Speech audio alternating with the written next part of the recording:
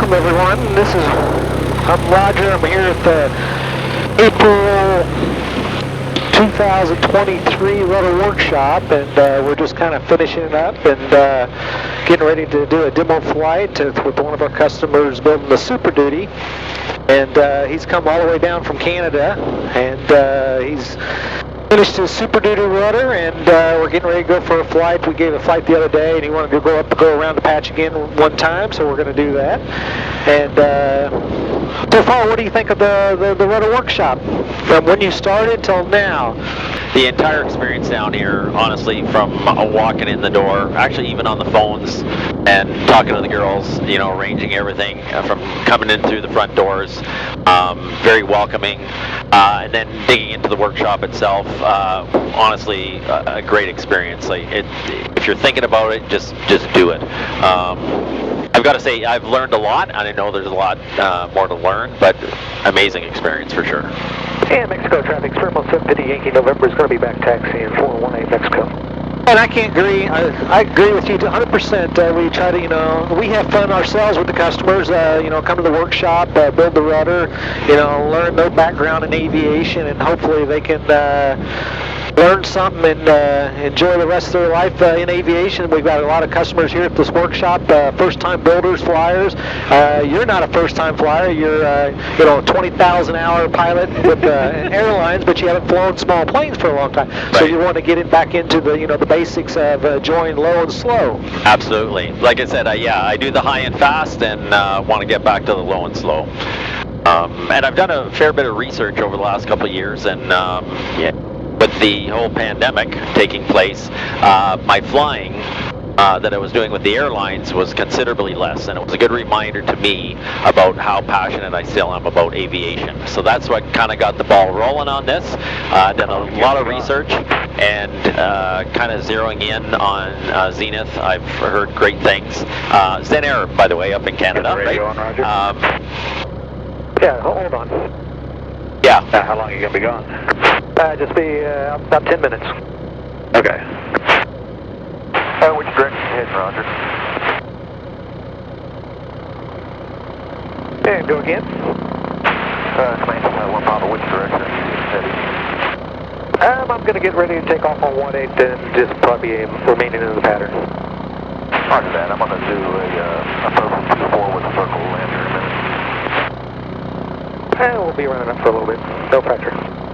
Yeah, so I'm sorry about that, guys. We're getting ready to take off, and had a little traffic communication there. But yeah, the rudder workshop, I mean, it's just a great experience for anybody. I'd rather the customers come to the factory, get a demo or tour, and build the rudder than I would just to order the kit. One thing is that we all feel more comfortable when we're talking on the phone, tech support later on when they're building. Yeah. And there's a lot more things you can explain just hands-on. Yeah. Well, and that's the thing. It's the element of the unknown, right? But I'm so glad that I did come down here, getting hands-on, getting the assistance from you guys side by side, and then going forward, right? I definitely learned a lot. It's very much worth it. Yeah. Right. And the building, you feel like you're confident now to build your next section by yourself? Yeah, for sure. So yeah, I guess next up is the tail kit. Yeah. And again, the good thing, yeah, I've got some of the basic skills down, and I'm sure there's a lot to learn, but it's nice knowing that you and your team are here for me, right? Through the process. Exactly. Yep. Yeah, what we'll do is we'll do a short takeoff. We'll just extend our downwind, stay in the downwind, and then come back and land. And we'll probably land in the grass, and you know, it'll show you how, you know, easy it takes off and lands. Yesterday I was a little, you know, when I did my demo flights yesterday, I had you know, 10 to 18 knot crosswinds directly 90 degrees, and it's not an issue at all, but you definitely can't land or take off as short as you can if you have no wind or a little headwind, so right. You're fighting that. So maybe today you'll see a little bit different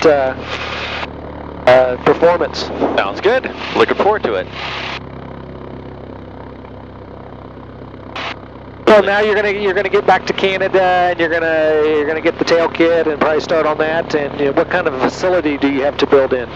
I've got a good-sized garage, but occupied by cars. So I would like to order the full kit. However, base is a bit of an issue. Right. So I'm thinking I'm going to go in sections. So Yeah. completing the rudder, probably next up will be the tail, then the wings, and then fuselage, and then go to the airport, right? Yeah, there's nothing wrong with building in sections. Some ways it keeps your workshop more clean, organized, because you're not overwhelmed with so many parts laying around. Yeah, for sure.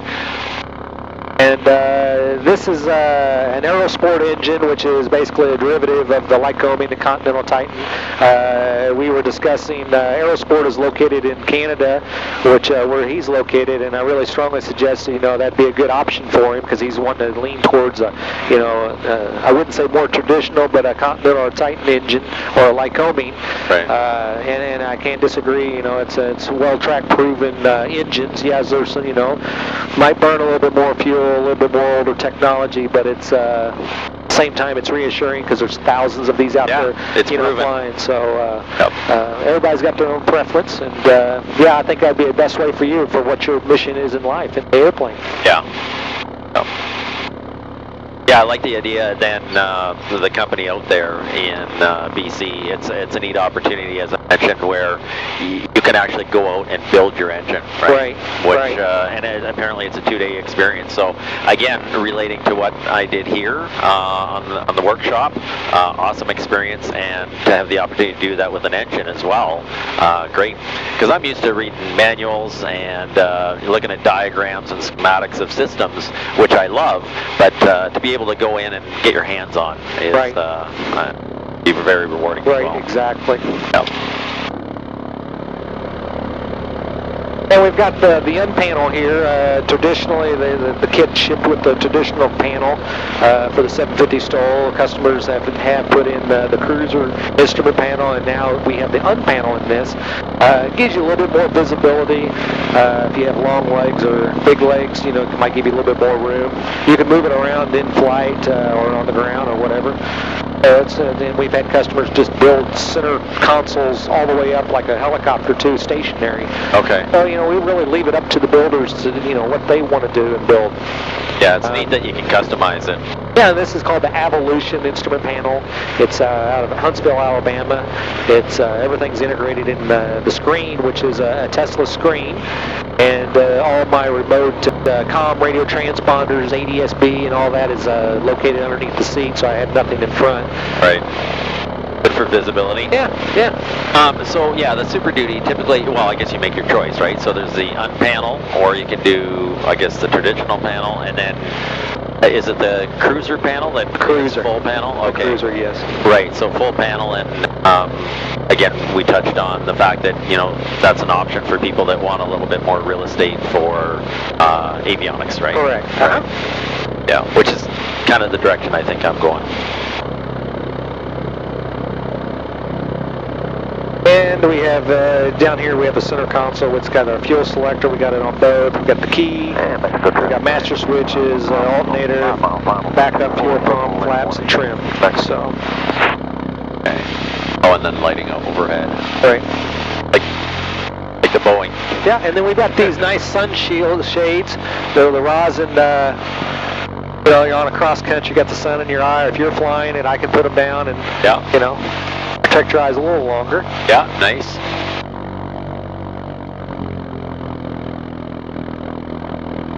I think our traffic's coming in now, so.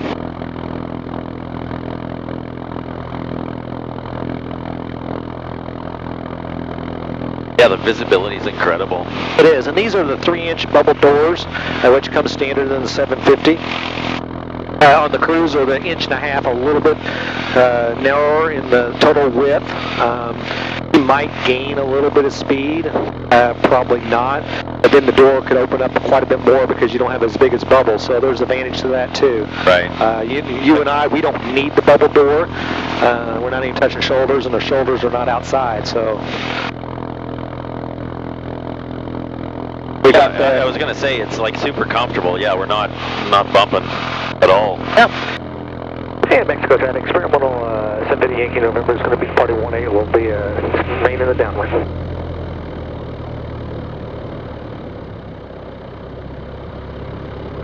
All right. The wind switched around a little bit, but not much, so. And bring the nose up.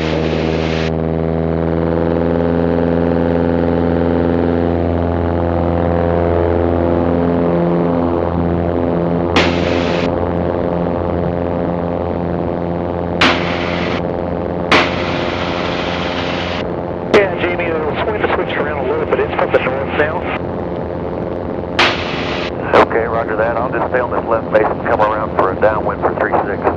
Okay, just thought I'd let you know. Appreciate it. Yeah, I've been whipping around a little bit up here. He's in a Comanche, so every knot over that speed is, Yeah.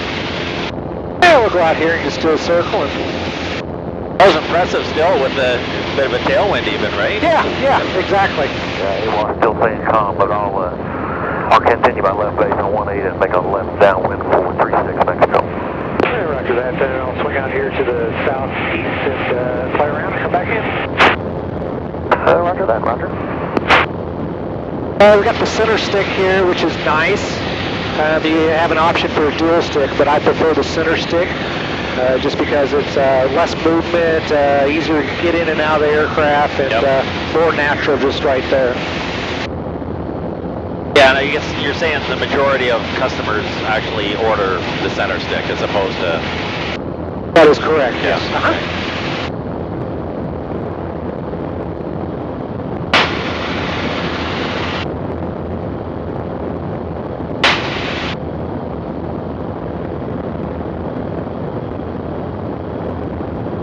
Yeah, as we touched on earlier, like I love flying the jets, but this is equally as amazing. It is. The low and slow, I'm loving it. One pop is entering a left downwind for 36 Mexico.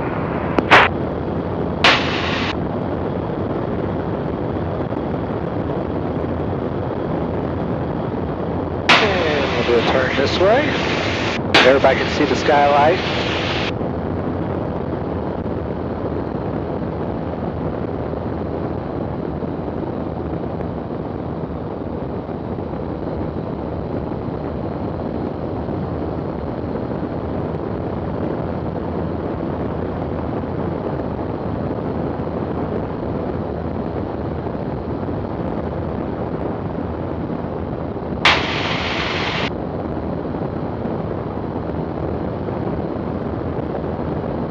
Beautiful day out to be flying.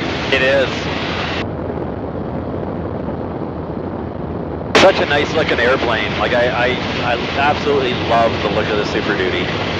Yeah, it's just got that, you know, that big beefy look. Yeah, feeling. it's rugged, yeah. Yeah.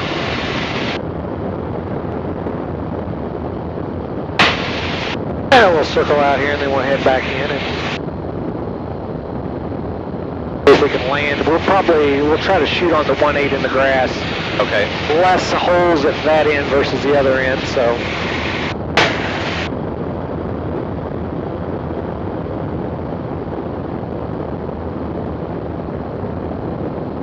Mexico traffic, Comanche 5-1 pop, turning left base, 36, beautiful, stop in Mexico.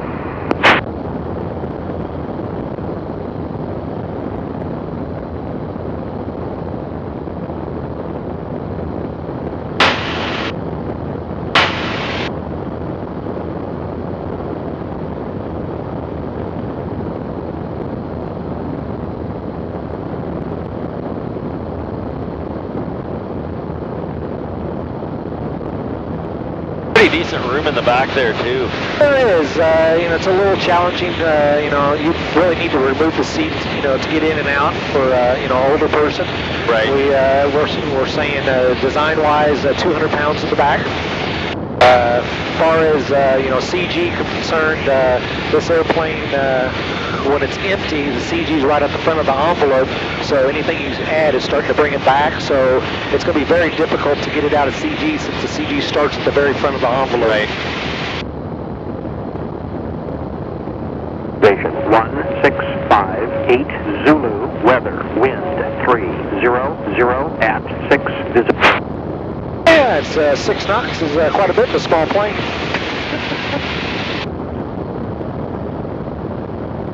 And we'll cross over midfield here, left downwind for 36 probably, that's what we'll do.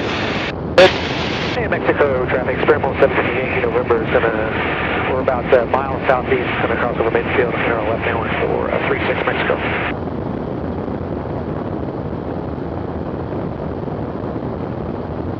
From your flying, you got an idea of kind of crosswind limits? Well, the plane can probably handle just about anything that's out there. I don't want to say that because, you know, Right. you say, well, 60 knots, no. Yeah. But it's got a full moving rudder. It flies very slow, so once you touch down, the crosswind's done. You know, I've probably done, you know, 25, 30 knot crosswind. Oh. And it's not it's not the wind speed that's a factor when you get that high. It's, you know, 25 or 20 gust to the 30, the gust factor, because it catches you off guard. You know, like yesterday, I was doing 18 knots direct crosswind, and it was not difficult to maintain center line at all. Yeah. And you just have to build yourself up to it, you know, as the customer, as the pilot. Whereas a lot of airplanes, it's limited, you know, 15 knots. You're not going to have enough rudder. Right. Another advantage of the nose wheel. Exactly.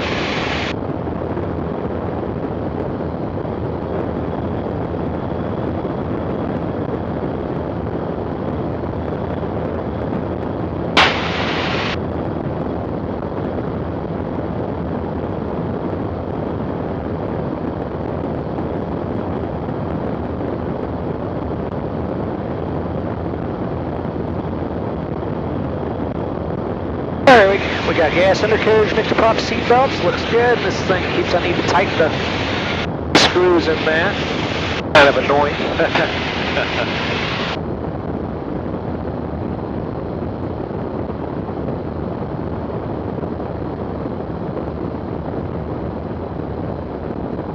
Yeah, maybe we'll land in the grass. I think we will. We'll land long and we'll see. We got a lot of construction vehicles running around, so we, you know, never know. We might have to do a go around.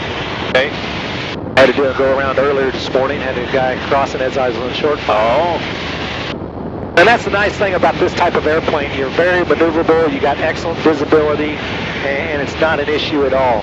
Right.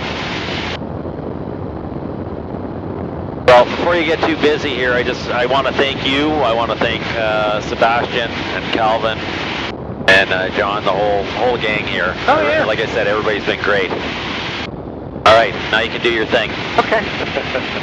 So traffic, Experiment 750 Yankee November, space to final for 36 Mexico.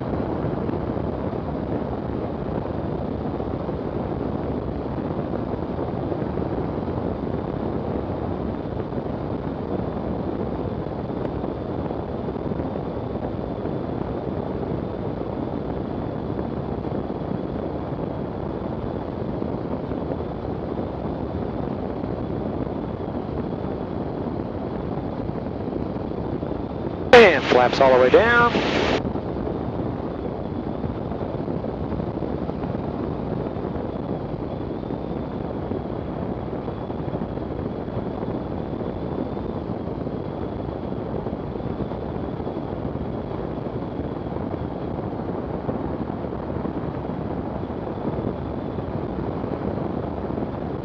And we're just going to land on in the grass over here. Okay. That'll land a little long on the grass just because there is some holes at the very end. What we're going to do is we're going to maintain a little bit of power, and as I start bringing the nose up, then we're going to add a little bit of power to control that sink rate. And to keep that nose off the runway too, in case there is some holes and stuff.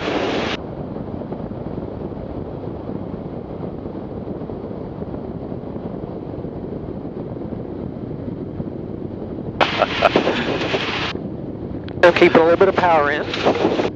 There we go. There was a hole. Yep. I need to work on my brakes next week. They're a little bit soft, so I didn't want to slam on them. But everything worked out great. Yes, it did. That was awesome. Yep.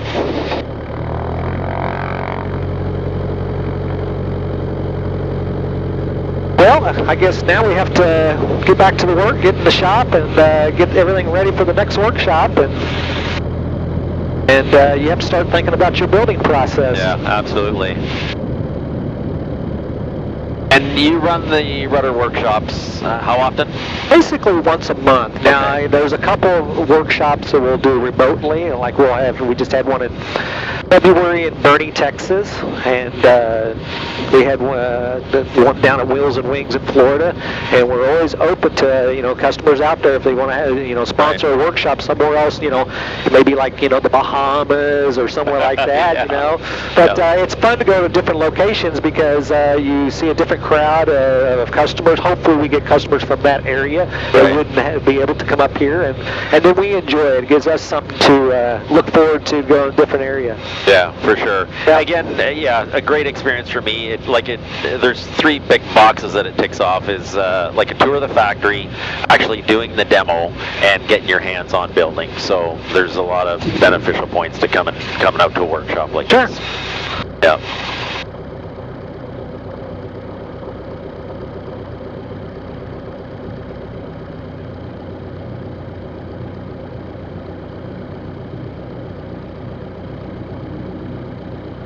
I think we'll just park right here.